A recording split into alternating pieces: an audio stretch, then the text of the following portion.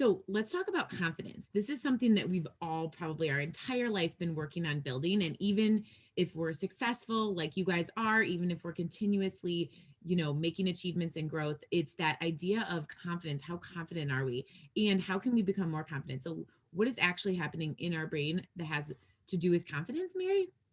Yeah, it's really cool. So there's, a lot of really recent literature that shows that we actually have genes related to confidence levels. So they've done some animal studies with monkeys and rats, and if they, don't proceed with certain activities, they check and see what neurochemicals they have more or less of, or how they process certain neurochemicals.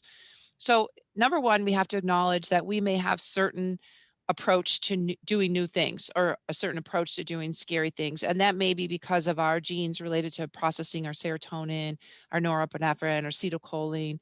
So that if we are risk takers, we have one pattern of genes, but if we're the hesitant kind that really needs a lot of information to take a step, then you may process those neurochemicals another way. So our behaviors, they say, are driven by 25 to 50% of are gene related. Okay, so yeah, that's fine. So of course, our behaviors or our approach to new things or scary things or learning new things, 25 to 50% because of our genes. So that leaves a lot of room for what we call epigenetics or practicing. So how do we influence our genes, or how do we influence otherwise? And it's just logical, right? So the more that we show ourselves, we show our brain, give it evidence. Oh yeah, we can learn. I mean, you guys, you're residents. You've learned so many levels of schooling, medical school, then residency. So you've learned tons. And so that you want to think about, wait a minute. Yeah, I went to so many years of school. I can do this. I can learn one new thing. Or think about how you learn a procedure in the hospital. It's like the see one, do one, teach one. And you can learn. So sometimes certain things like, ooh, you put on the brakes. Like, I don't want to go forward. I don't want to think about doing a fellowship, or I don't want to think about going to learn how to skateboard, or I don't want to learn how to downhill ski. I've never done it. Well, you can tell your brain, you know what, brain, I've gone through all this. I've learned how to do these procedures. I'm good. I got this. So even if you're more on the hesitant side of new things, there's still a lot of room for practicing. So again, celebrate your wins. Hey, I do that procedure now. I know how to put in IVs. I know how to do epidurals. I know how to do whatever procedure you guys do. I know how to do a pelvic exam. So, um, you've taught yourself things in surgical procedures you've learned. And I'm sure the first time you saw it, you never thought you would be doing it. And probably you can do it so much better now.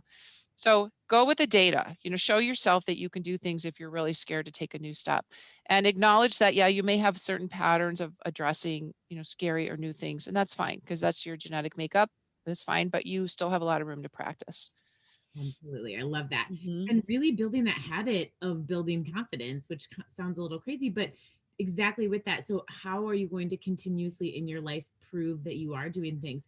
Sometimes it's as simple and as important as making a list on a day to day basis. I work with clients all the time to build that list of wins, from a post it note to a note in your phone. Each day or every other day, you are literally scanning what went well, what did I do well, when did I take a risk, and you're writing it down. You're not just thinking of it. You can go as far as journaling it or just typing it as a note in your phone. But just like Mary said, proving to yourself that you're doing it, showing your brain that evidence, and recognizing that it's something that you need to start shining light on. Start shining light on all of the difficult situations you've already been through to get you here today, and give yourself that pat on the back, give yourself that celebration, and then starting to look on a day to day basis what is going well, and what am I doing well, and where have I been confident, or where have I just chosen myself. So Mhm.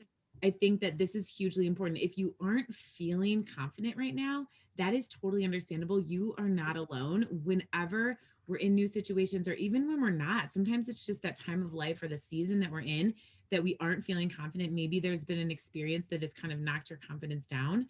Understand that you are not alone. There is so much support out there for you in that space.